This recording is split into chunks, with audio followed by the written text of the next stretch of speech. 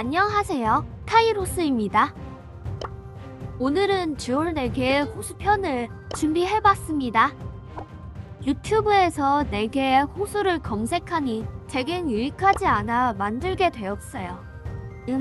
색탈이계의 추천으로는 팸과 체스터, 아티, 보니도 괜찮은 것 같습니다. 팸을 하신다면 첫 번째를 추천합니다. 제가 1번 선수를 스파이크를 한 이유를 영상을 통해 알 수 있을 겁니다. 그럼 오늘도 렛츠 브로우. 크로우 선수가 은근 많이 나올 확률이 높죠. 유튜버들도 크로우로 승률을 보신 분들이 많으실 거예요. 크로우를 편하게 상대할 만한 브롤러는 스파이크가 제격이라 생각합니다. 이렇게 거리를 주지 않고 쉽게 잡아낼 수 있기 때문이죠. 대회도 마찬가지입니다. 허무하게 죽어버리죠. 다음은 타라인데 상대가 허무하게 죽어버렸기 때문에 가젯이 3개 있는 상황.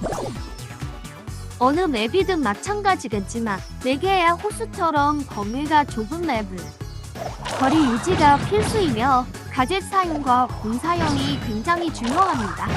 타라 같은 경우 거리가 좁을수록 데미지가 센 걸 아시죠? 가젯을 사용해서 가까이 다가오는 타라의 분신을 막고 타라를 집중적으로 공격하세요. 거리 유지 필수. 다음 선수들은 다 원거리입니다. 스파이크의 무빙이 아주 중요하다고 볼 수 있죠. 원거리는 사거리가 길기 때문에 파이퍼가 쏠 때 약간 덩이로 빠지고 스파이크에 떨어지는 달기를 이용해 빠르게 잡아내시면 됩니다. 원거리들이 뻔하게 움직일 방향으로 공격을 하시면 됩니다. 이번처럼 방향이 대각선이 아닌 직선일 땐 가젯을 사용해서 거리를 벌려주며 대각선 구도를 만드세요. 점점 귀가 개울대로 움직이고 있죠.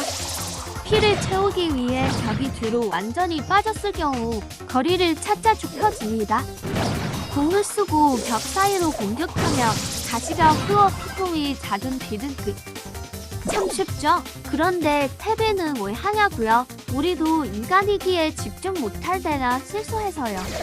공격이 아주 매서운 8비트입니다. 몸빵이 그닥 좋지 않은 스파이크는 거리 유지와 대각선 구도 그리고 뚱뚱한 허리를 비틀어주세요. 이때 제가 실수한 게 8비트의 방어와 피통입니다. 저보다 피가 없다 하더라도 저처럼 쪼다가지 마시길 바래요. 스파이크는 생각보다 약골입니다. 암튼 가만히 있음 이겼을 건데 굳이 가서 죽은 스파이크를 대신할 브록 선수 있죠. 언제든 도망가기 위해 뒤에 돈을 놓은 8비트지만 브록보다 빨라졌다 하더라도 너무 뻔한 자리에 있죠. 8비트를 자극하셔서 죽으신 것. 이렇게 원딜들을 어떻게 상대하는지 지켜보았습니다. 다음은 골고루 섞여 있습니다. 유튜브 각으로 좋네요. 첫 번째 선수는 마찬가지로 비와 대각선 구도로 싸울 겁니다. 비가 올 방향이 뻔히 보이죠? 이때 비가 들어올 방향으로 쏘세요. 피가 빠진 비는 달아날 것입니다.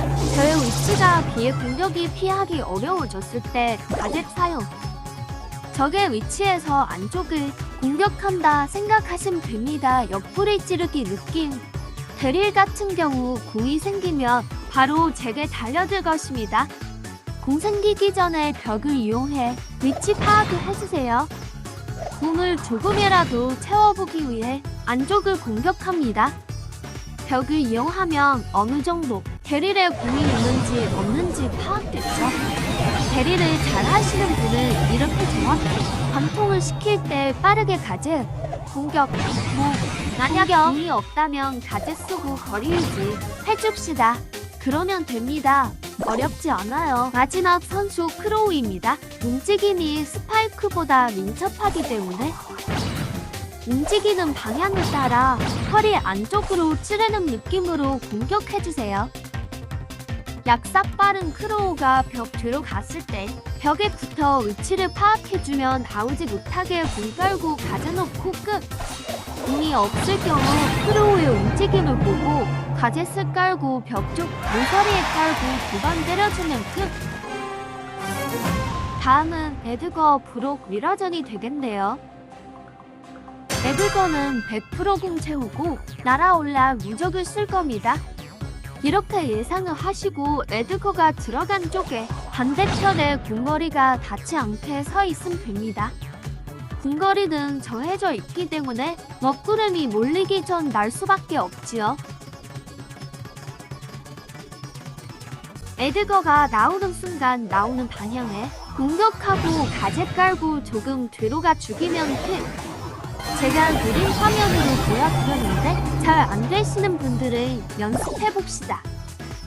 실제는 굉장히 빠르게 느껴지니까요. 듀얼은 신속입니다. 브록도 마찬가지로 대각선을 이루고 요리조리 피하며 공격하세요. 데미지가 크다 하더라도 스파이크에 휘는 가시가 더 아프죠. 피 채우기 위해 브록은 벽 안쪽으로 들어가거나 지금처럼 와서 죽는데 안쪽에 있다면 벽 조금 떨어져야 합니다.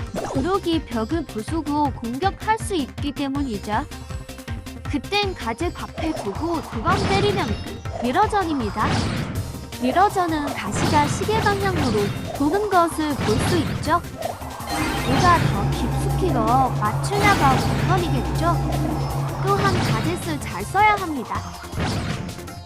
참을성이 없는 친구가 질 확률이 높다고 보시면 됩니다. 상대방이 아주 조금 유리한 자리에 있었지만 이런 건 실력 차이라 하죠. 제가 추천하는 조합인데 저 같으면 순서는 스파이크로 롤라 아키로 했을 겁니다. 아키는 화력도 좋고 방어도 좋기 때문에 스파이크가 집중 딱 해야 합니다. 스파이크보다 피폭도 크기 때문에 자잘한 가시는 큰 데미지를 입히지 못합니다. 피도 금방 차기 때문에 무빙이 아주 중요하다 할 수 있습니다. 끊임없이 압박하여 벽 쪽으로 잘 꼬라줬습니다. 벽 중간쯤에 가젯을 깔고 아티가 나오는 방향을 향해 가젯 뒤로 가서 궁 깔고 연이은 공격하면 됩니다. 아티한테 맞아도 사선 대칭 잊지 마세요. 롤라를 추천하는 이유는 롤라의 사정거리도 좋지만 롤라의 궁이 있다면 컨트롤이 좋은 롤라한테 이기기란 힘들 겁니다. 이렇듯 스파이크가 압박해도 롤라가 맘먹고 공격하면 스파이크는 정신 차리기 힘들죠. 롤라의 본식이 방어벽을 쓰고 공격하면 자칫하다 한순간에 혹 가게 됩니다. 가젯도 알맞게 잘 써야 하죠. 여러모로 롤라가 유리하다 생각합니다. 다행히 이분은 잘 못하셔서 제게 졌지만 저라면 금방 잡고도 남았겠네요. 스파이크에게 지는 롤라는 컨트롤이 연결로라 생각하시면 됩니다. 미러전이네요. 스파이크 실력은 어떤지 봅시다. 전 이제 가젯이 없고 상대는 가젯이 2개나 있습니다. 허리 안쪽으로 때려준다는 느낌으로 공격해야 한다 했죠? 가젯을 쓰고도 저를 이기기 힘드신가 보네요. 2가젯을 모두 쓰시고 저랑 피통이 비슷해졌습니다. 이때 먹구름 쪽으로 가는 이유는 궁을 빨리 쓰게 하기 위함입니다.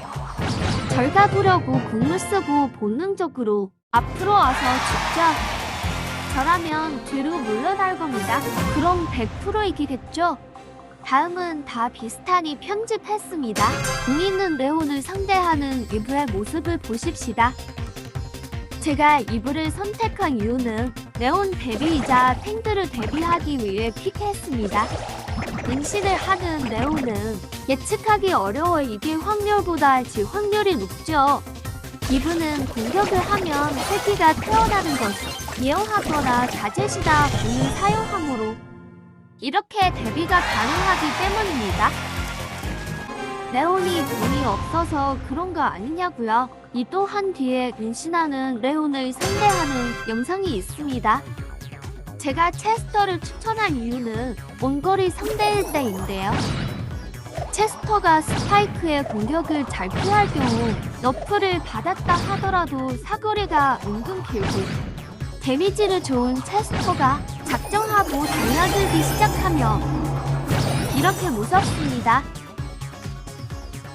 도망도 정말 잘 가죠. 제가 여기서 실수한 게 서 있는 자리입니다. 체스터가 벽 쪽으로 갔을 때 중앙에 서 있는 것이 효율적이고 이길 확률이 높죠. 이때 제가 집중이 많이 흐트러진 상태라 안쪽으로 공격하지 않고 바깥으로 막 공격. 결국 쳤네요. 여러분들은 저처럼 어리석게 지지 않길 바랍니다. 브룩도 공이 있는 체스터를 이기지 못하고 죽어버렸습니다.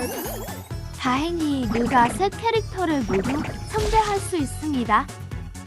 이브의 공격은 사선이기에 체스터에게 이브는 이기기 힘들죠. 피한다 하더라도 데미지가 야무지게 들어갑니다. 공 있는 엘프리보를 무서워할 필요 없습니다. 호수에 들어가면 되니까요. 가젯이 있으면 더 빨리 끝났겠지만 앞에서 다 써버린 상황. 호수를 이용해 공격하시면 됩니다. 알도 낳아주고 거리 유지는 필수입니다. 팔 짧다고 너무 붙지 마세요. 팽은 팽이니까요. 딸 키워도 망피 이브보다 방어가 좋아. 세워라 내워라 해도 거리 유지하며 끝내셔야 합니다. 지금은 궁이 없지만 곧 레온은 궁이 생길 겁니다. 이브와 레온의 공격이 비슷하나 이브가 훨씬 긴 것을 이용해야 합니다. 이렇게 새끼를 낳게 되면 궁이 있는 레온도 압박하게 됐죠. 레온이 궁이 생기고 부시에 들어갔을 때 궁을 미리 깔면 안 됩니다. 레온이 습격하더라도 궁이 방패막리로 쓰면 되니까요. 이렇게 눈치가 있는 레온은 상대가 보통 아닌 걸 알고 굳이 궁을 쓰지 않죠. 몸과 저의 피통을 체크하며 말을 은신한 레온을 처리해주면 됩니다. 아슬아슬했죠.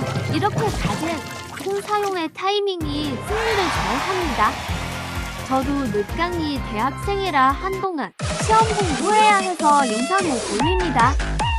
내일 5시까지 듀얼 4개의 호수를 하니 한번 해보시길 바래요. 이선 프로라는 아진의 더 카이로스였습니다. 구독, 좋아요, 알람 설정해주시면 감사해요.